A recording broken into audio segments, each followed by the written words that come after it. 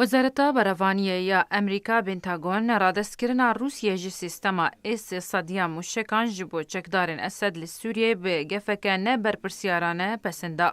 نونرکی بنتاگونه هر وها گوت که او یک مینا پیشکش کرنا پشتوانیه که بهتره جبو هف بشین روسیه و کریارنوانیه نروا به تایبت ایران و سوریه واته رژیم اسد.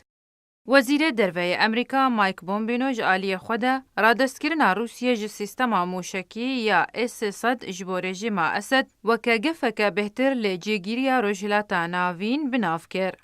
روزنامه دی درایو یا نافدار پیش بینی کر که واشنطن و بر خواه بهتر بده بکارانینا شرکرین F-22 و F-16C یا دیجی راداران جبو که به پروسین اسمانی لسوی رابع.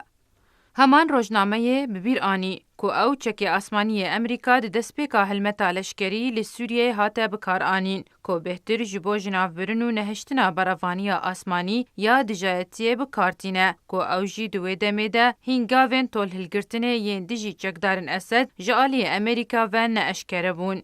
دی درایو و گوچی که اگر هیا ولایتین یگرتی نچار ببن جبو که وگرن تکتیکین خواهیم بره که نهاجی بالافرین F-22 جالی امریکا دی پروسین اسمانی ده لدورین دبن کنترول رژیم اسد ده دیم بکار آنین.